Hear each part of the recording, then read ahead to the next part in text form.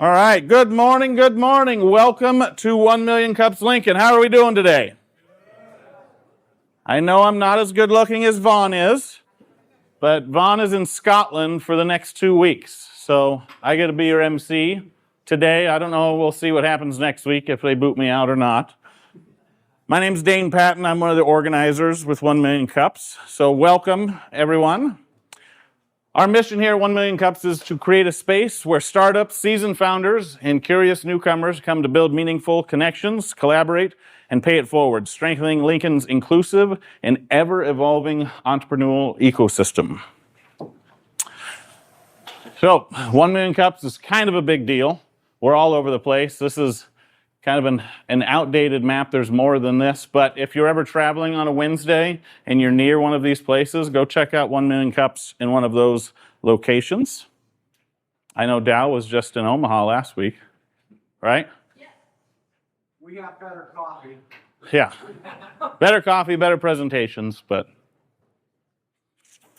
All right, we are grateful to our sponsors. We want to thank them. Of course, the Coffin Foundation that started 1 Million Cups. They're out of Kansas City. LPED, Lincoln Partnership for Economic Development. Baird Home is our legal office hours council. I don't think anybody's from Baird Home today. Not today. Next week, yeah. Don't Panic Labs, we have this amazing space to them, so thank you to Lindsay and Bill. Escape Lincoln. Fuse and Turbine Flats, they're co-working spaces. So if you attend 1 Million Cups today and you need a place to work for the day, you can actually work for free at either of those locations. Is Bob here? I didn't see him, so. All right, The Mill for our coffee. It's Costa Rican today. Hopefully that's good for everybody. And then Dow, she provided the pastries for us today, so thank you to Merrill Lynch. And this wouldn't be possible without our organizer team. Some of them are in-house. Abby's here. She's with the Lincoln Partnership for Economic Development. My name's Dane Patton. Dow's here, of course. She's our leader. Sarah's here from Wesleyan. Lindsay is out today. I think she's here, but she has a meeting. And then, of course, Vaughn, he's in Scotland. And and Dave's here. He's our newest organizer. So we don't even have his picture up here yet, but we'll get that up there soon. No, well, that was okay. It's on you now. Be sure to check in. So if you have your phones out, please scan the QR code. There's some QR codes on your tables. There's one up behind the coffee too. Check in. Just let us know that you're here. We'll send you one email a week to let you know who the presenters are for the next week. After we're done speaking, we'll have some office hours. If there's anybody that's an expert here on something, we just ask that you stick around to kind of help some of our newer entrepreneurs if you have any questions. Any show of hands if there's anybody that's going to do office hours today? Quentin's here, Dow's here, so there's a couple people. All right, today's presenters. We're going to start with Kate and Dylan with Cruvia. All right, come on up. Let's give them a 1 Million Cups welcome.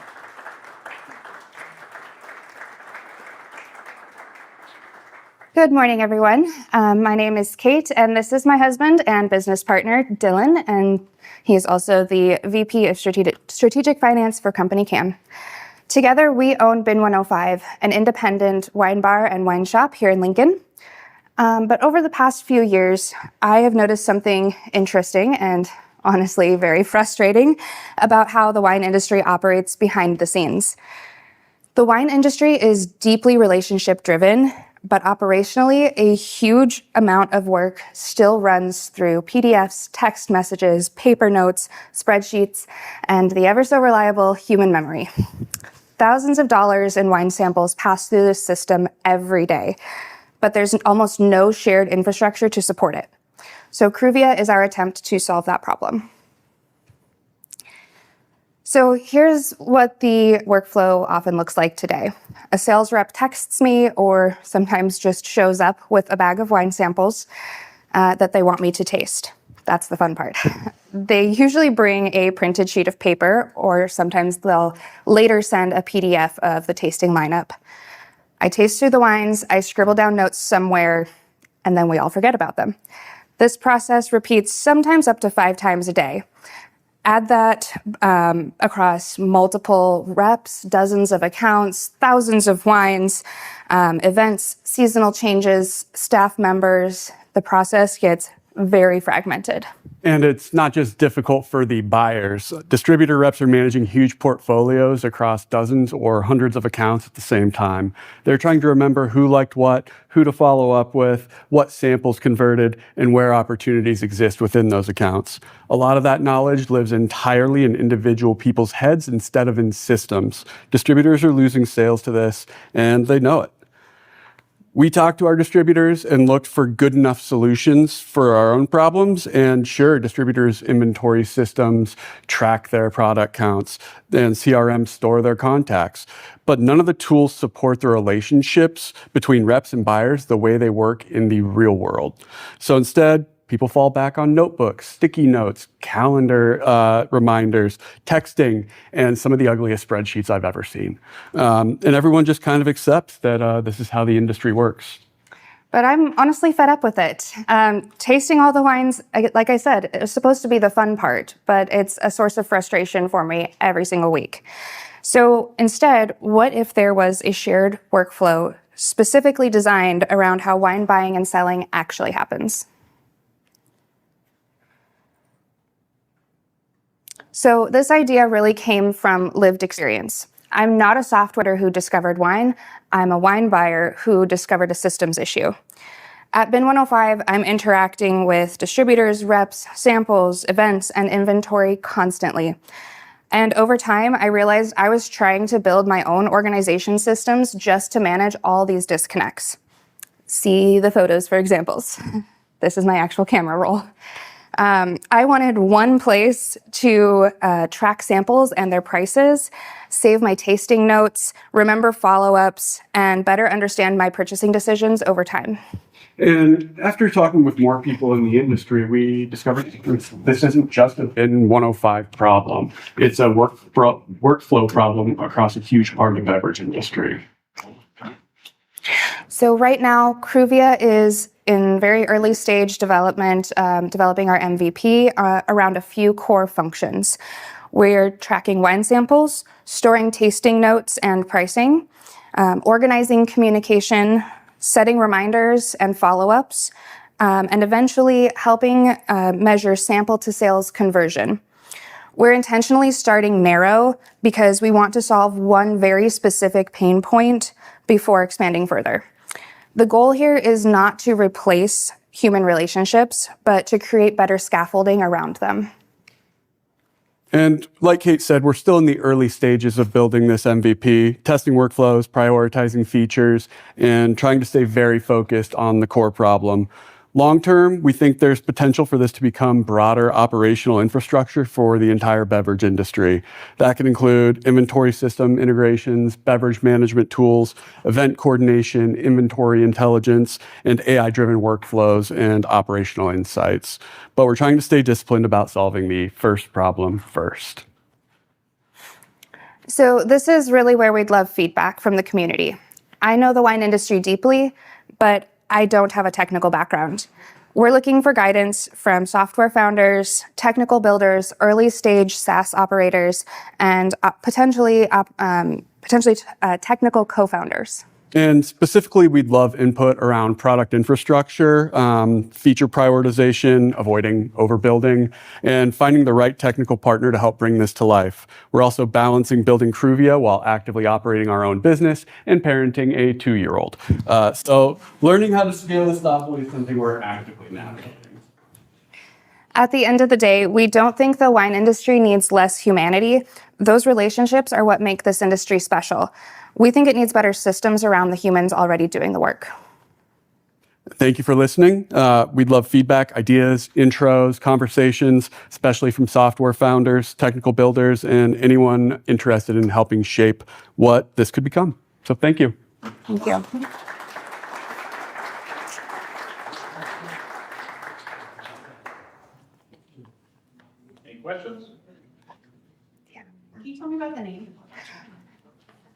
Yeah, so Cruvia, we started with a lot of different iterations. We started with Vintage and then discovered that there's a marketing company in Thailand that's using that already, so we pivoted. Cru comes from the French Crus, Premier Cru, Grand Cru, which is the different classifications of wine. And then we felt like we needed to put something techie on there, so we got Via. You have a classic rural marketplace problem. You need consumers and you need providers. How are you going to solve that problem? Oh, good question. Yeah, so it's really creating solutions for both sides of the distributor rep relationship.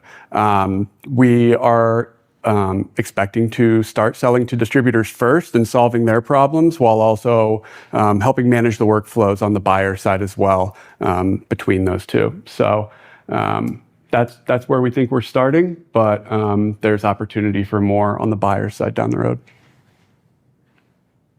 Yeah. Oh, yeah, you had raised your hand first, yeah.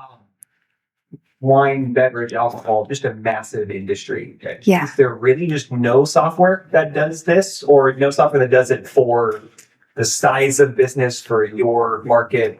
It's really surprising that there wouldn't be some sort of system given how big the industry is. Yeah, honestly, it surprised me too. There are some softwares out there that do pieces of this, but not all of it. There's a system called Pro V750, which is basically a way for distributors to put their inventory portfolios out there for buyers to see. But there's not a good way for us to communicate within there, track what we're sampling, what we're liking. I don't have a way. I can't interact with it aside from using it as a search database. Even the pricing in there is sometimes non-existent and oftentimes inaccurate. So it doesn't give me a full picture of what I have at my options. There's as far as tracking tasting notes, there's an app called Vivino, but that's really targeted towards wine consumers. And Seller Tracker is another one. There's a few that are like that targeted towards consumers. But when I'm tasting things, I don't want my tasting notes out there for just anybody to see, because I'm usually putting things like, this is a good option for wine club in September. This is something that could be targeted to a specific consumer segment, but not for our general shelves, because maybe the price range is just not quite for everybody. So so there's things that I put in my notes that I don't want out there, and that's a lot of the apps that currently exist show whatever you're putting in there to the whole world. And it doesn't solve workflows. It doesn't solve the workflow. There's nothing that connects the sales rep with their buyer accounts, except emails and text messages, which I'm sure all of your inboxes are just as scary as mine. So. Can you talk about the revenue model a little bit? The revenue model? Yeah. I mean, looking at SaaS right now, selling to distributors, and we haven't exactly nailed down the monetization and how we're going to, charge. Is it per rep? Is it per location? So working on that still. But definitely starting by monetizing the distributor and then maybe some premium features down the road for the buyers. Yeah. I'm curious to know if you have anybody testing what you've built up to this point and how you're collecting that feedback. Yes. I've been working with a lot of our distributor reps, talking through the different features in there. The MVP is currently at a stage where we can't use it, but they can go in there in the demo site and play around with the features. We were just looking at it yesterday, so we are getting good feedback from the reps. And our plan is to put it in a couple distributors' hands to test out and use in the real world and see where things might be sticky or work for them. So, yeah. Time for one more question? All right, well, I have one more question. What can we as a community do for you? Any advice you have? I am a SaaS operator, but not a builder. I don't know the tech side as well as I could. So understanding what we need to actually stand this thing up in the real world would be very, very helpful. And just any advice on early stage software businesses would be awesome. Introductions to folks who might be interested in helping us build this thing would be great as well. And I mean, if you know any investors. Of course, yeah. All right, let's give them one more 1 million cups. All right, each person that presents gets a little gift from us. It's a 1 million cup. So you have to drink 1 million cups of coffee out of that. So Easily doable. With a toddler, yeah, we can do that. all right, next presenter. All right, we have Dylan with Leadership Lincoln. All right, let's give Dylan a 1 million cups welcome, please. Okay, good morning, everybody. My name is Dylan Kitchen. A bit of a different presentation here. I'm the Director of Programming and Youth Engagement for Leadership Lincoln. We're a local, community, small nonprofit organization. A little bit about Leadership Lincoln. Oh, there we go. We noticed a problem from the onset, and it's one that unfortunately has continued time after time throughout the years that we've been serving Lincoln, Nebraska. First and foremost, we need to have a good, strong, diverse set of homegrown leaders and continue to allow people to want to make Lincoln their home, their community, and to continue to develop this great city. Oh gosh, there we go. We also feel that a lot of younger people living in Lincoln feel pretty disconnected. They don't really feel like they have a place to stay.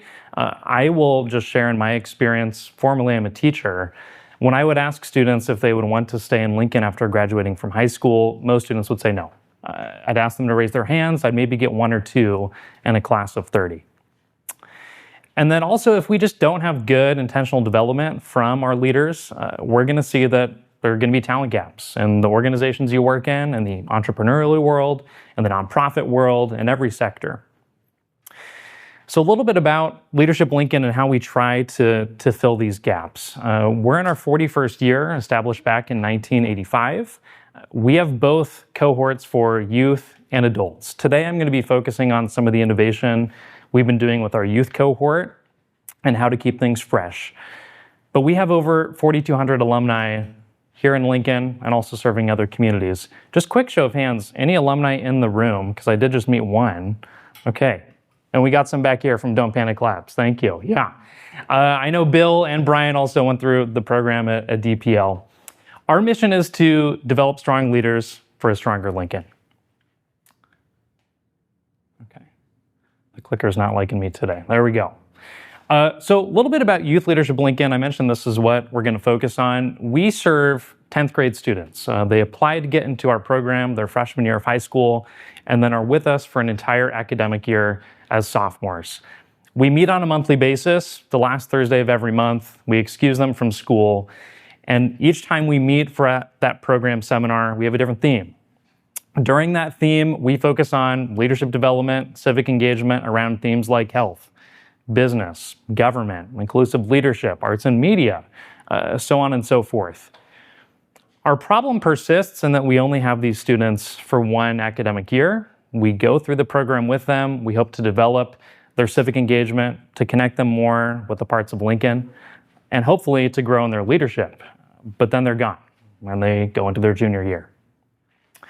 So this is where we looked into, over the past few months, partnering with other organizations to continue leadership development for these students once they leave us after their sophomore year.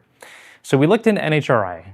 NHRI stands for the Nebraska Human Resources Institute, a great leadership development program right here at the University of Nebraska-Lincoln, part of their ALEC Leadership College. They have a proven mentorship model and a leadership development course. Similar to us, just the college version, students apply their freshman year of college at UNL to get into NHRI. They're accepted as sophomores. It's a pretty selective program. And they take leadership development courses and they learn how to be a great mentor for folks that are younger than them. And then the cool part is they're paired with a mentee, grades 7 through 12, that also apply to be that mentee. and they work on a one-to-one relationship basis for the remainder of that NHRI mentor's time in high school. So again, I mentioned our missions align here. We're both focused on leadership. We're trying to develop youth. We're trying to get them more connected to the city that they live in. Oftentimes we'll ask our youth, do you know someone who lives in all 4 quadrants of Lincoln?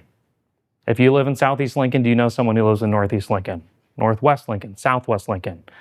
If you're an adult, do you know someone who works in the nonprofit sector? What about the business sector and government? What about an entrepreneur? What about socioeconomic models here? Do you know someone who's doing quite well for themselves, maybe someone who's really having a rough time? How connected is Lincoln truly? And in our mission here, we're trying to connect students. We're trying to make them more aligned with Lincoln. So this fall, after this partnership has gone through some official signing and all that fun stuff, our 30th anniversary cohort of Youth Leadership Lincoln is going to each be paired with an NHRI mentor automatically as part of our program, something that they can have with them for the remainder of their high school experience. We're really hoping that through our time with Youth Leadership Lincoln, we're providing some of the fundamental and foundational leadership development opportunities to create that great experiential program.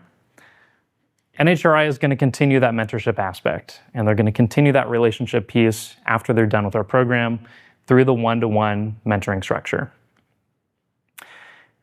A little bit about Leadership Lincoln as an organization. This is a very simplified version of our business model, and I think something that differentiates us quite a bit from nonprofits. I know that there's a lot of news out there about grants and the upcoming federal fiscal year that's going to be starting here in October. We're pretty lucky in that most of our revenue is generated through tuition. So operationally, we are very stable. We do get a few individual donations and rely on a few grants from local funders. But we really do try to provide partnership sustainability. We like to partner with other organizations, other nonprofits. We're having a lot of conversations right now on how to continue to uplift other organizations who are doing something similar to us. But we really want to create a pipeline for our youth to go through our program, to hopefully stay in Lincoln, or at least go to college, go start a career somewhere, and they want to make Lincoln better. And then ideally, they can come back and continue their development through our adult cohorts in the future. And we're going to do this by continuing to provide stellar leadership programming. In the future, we're looking at expanding our program specifically for our youth. Right now, again, we're only serving sophomores, and we're in the planning stages of starting a youth program for seniors or 12th graders starting fall of 2027. Currently putting together an advisory board for that.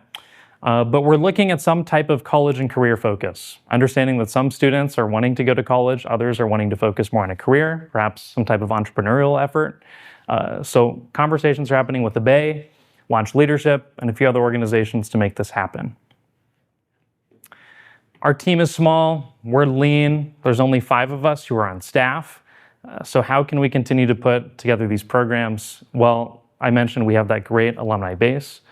We have a lot of amazing community partners that we work with, and we're lucky to have had some of which for decades. We're happy to be partnering now with NHRI leadership moving into the future. And of course, all of you in this room. Anyone that we have the chance to talk to that can help us to spread the word and share about what we're doing. So our call to action, the things that we're really requesting of the great community here at 1 Million Cups is to encourage 9th graders that you know or someone who works with 9th graders to apply to our program. That closes May 8th. Also consider one of our adult programs if you'd like to be more connected to Lincoln, but really what we're wanting is to spread the word. This QR code here and on this screen as well takes you to our link tree, which will get you to our website, the applications for our youth program, and all sorts of other information on our social media. So feel free to check us out. And again, help us to spread the great word about what we're doing here at Leadership Lincoln. Thank you so much. Appreciate it.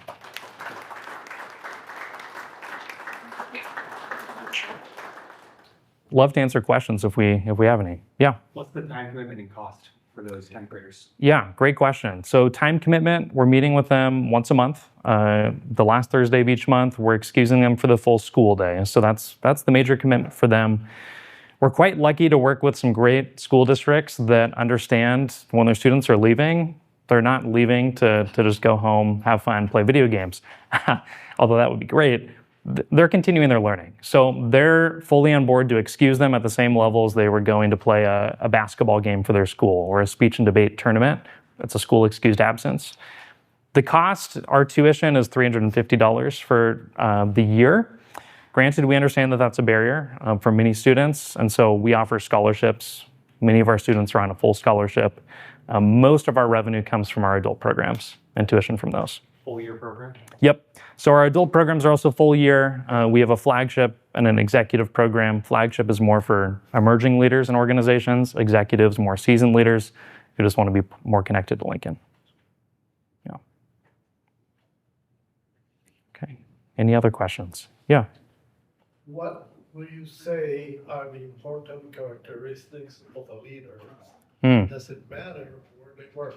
Is a leader at government different than a leader at a corporation? Yeah. I would say very different. I'll tell you right now, just thinking about our flagship cohort for adults, we have an advisor to the mayor working in government. We have the lobbyist for Lincoln Electric System. We have someone who's just starting their business for O2 Linguistic Connections. Shout out Carla. But we have a wide variety of leaders. We're not just focused on one sector or the other. We have some nonprofit leaders as well. As far as what makes a great leader, I feel like in conversations we've been having with a lot of folks, what is missing right now is empathy. Really being able to put yourself in the shoes of the people you're leading, the organization you're leading, whatever that effort is. So we're really trying to focus on that. But then also I'd say foresight. What we're really trying to do with our adult programs is to allow the folks who are coming through our programs to practice what it looks like to have great foresight and think how decisions they're making today are going to impact the company, the organization, themselves in the future. Yeah, great question. Yeah. You said you were collaborating with other nonprofits. Could you speak to that in a little more detail, please? Yeah. So we're really just starting conversations with the Bay, if you're familiar with them, here in Lincoln, Nebraska. They have a great gap year program for students who graduate from high school and would like to just take a little bit more time to think about what they want to do. Again, former teacher, used to work at Lincoln East High School, mostly serving seniors. And oftentimes, as they're graduating, how can you have the rest of your life decided? It's so difficult to have that decision made. So what they do, they have a great program for students. They graduate from high school. They go through a year working with entrepreneurs to figure out is the business side of things, maybe what they're interested in. They have a lot of great college visits and opportunities to see what the college life might look like. And so they have a great program for right after high school. We're trying to start that a little bit earlier with seniors in high school, so we're working with them to make that work. Another one of our great alumni, Maggie Stuckey-Ross, the director of the Parks and Recreation Department here in Lincoln, Nebraska, is working with us too. There's a lot of great careers out there for someone who's graduated high school and just wants to get started in the workforce and get some experience. She had mentioned that, most of her department has a GED or high school degree equivalent, and they're doing quite well. So we're really trying to focus on not just college, but the career side too. So the Bay, Launch Leadership is another one.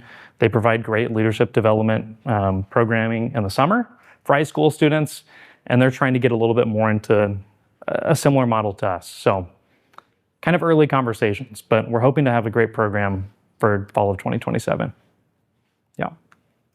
What would you consider as you achieve the mission with a student on the individual level at the end of the program? What is something you guys have? You've done your best and they've reached that point you want? Yeah. So I've been going to high schools the past few months to share about the program. I think our biggest challenge is just marketing and getting the word out there. I'm a lifelong Lincolnite. I never heard of Youth Leadership Lincoln when I was going to school. So going to school and sharing with students, I always try to bring our current participants to those meetings and allow them to be able to talk on their own experience. That tends to be a lot more impactful for the current freshmen who are thinking about the program. And to me, it just blows my mind every time, the difference between the freshmen who are listening and the current sophomores who have been with us for a year. that are sharing their experience, they just seem like a lot more professional. They're more open-minded. They're more willing to seek out challenges and opportunities. They're someone who's going to step up when they're having a group project in their class to be the leader to actually make sure that it gets through the finish line. They're taking initiative. And I feel like just that confidence building piece, our students have a variety of different challenges right now. I know that we're all very familiar with social media, phone addiction, it's real. And it's kind of easy to just get into your bubble and to not step out of your comfort zone and do something like Youth Leadership Lincoln. But our students that go through the program, it's really cool to see just how outgoing they are and how willing they are to take the initiative. Even for our more introverted students who are quieter, they're gonna step up. And it's hard to kind of quantify that into words. It's really just something that you can see. And we'd really encourage anyone who would like to, please reach out to me. You're welcome to come to our seminars and see what we do, especially next program year. We'd love that. Yeah. Mm-hmm. I have a question and a suggestion. Yeah. So the first question is that do you have any relationship with any community-based organization that serve the refugees and immigrants community? Yeah. So we really try to work with the culture centers, the Asian Culture and Community Center in particular. We work with CLIA quite a lot. We work with the Indian American Center that's down on UNL's campus.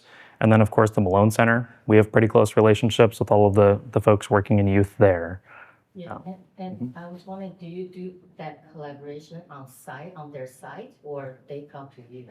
Yeah, very good question. So every time we meet for a seminar at the end of the month, we're at a different venue in a different location. We're really excited with the new Malone Center. The ribbon cutting, I believe, is next week, maybe this week. But we're going to be going to them for sure next year because they're going to have space for us. What's so difficult is finding a space that is able to take in 40 to 45 youth, and then similar for our adult programs, around 50 adults each month. Don't Panic Labs has been a great partner. We've used this space several times. But really, it's just going to be that Malone Center space. We do bring them to us quite often, though. One other that I just thought of is the Lincoln Youth NAACP. We've worked with several times. Yeah. So my suggestion is that you can maybe provide internship or community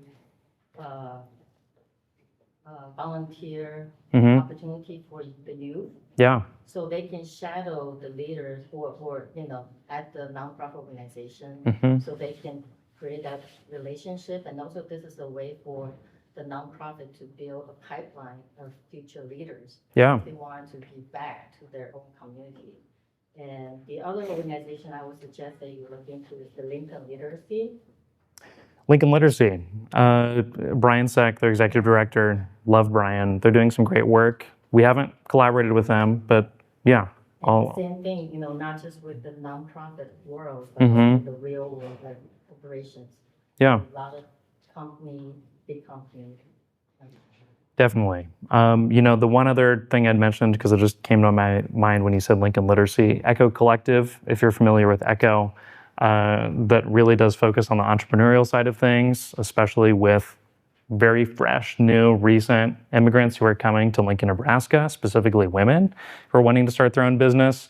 We've had several of their folks who are going through their program come in, share about their business and what that experience has been like. And we actually have one individual from Echo Collective who's in our adult program this year. So yeah, we're really happy to collaborate and work together. And I feel like, as we go into the end of this year, nonprofits really do have to start banding together more and more.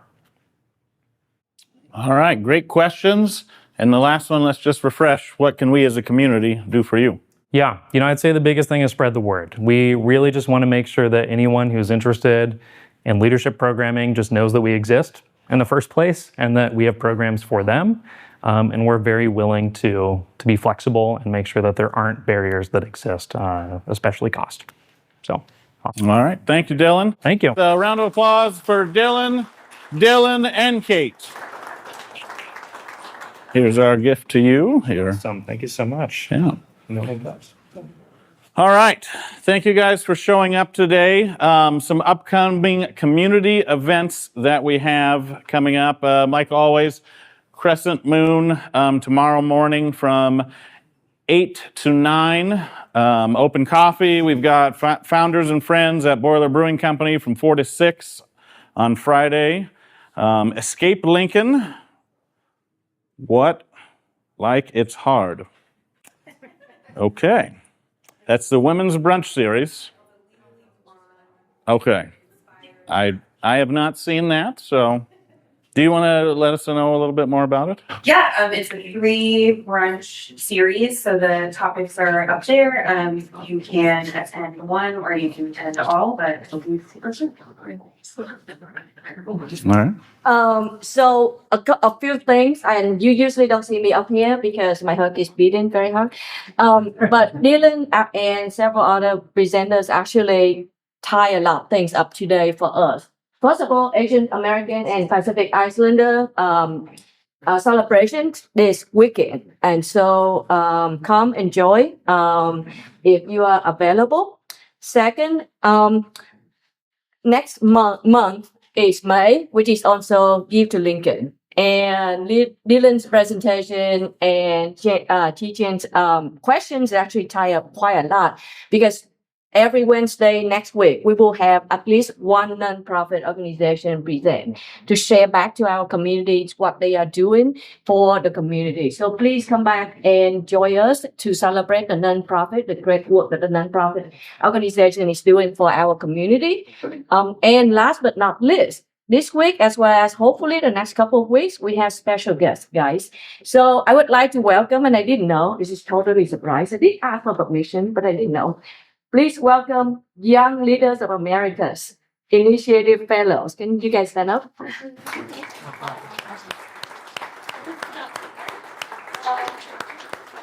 We've had a talk from the Americas, of course, you know, American and whatnot. They come here, they're from other countries. They're going to be here for a month, right? And so please welcome them. Please chat with them at the end. They will come back again, hopefully, next week or so.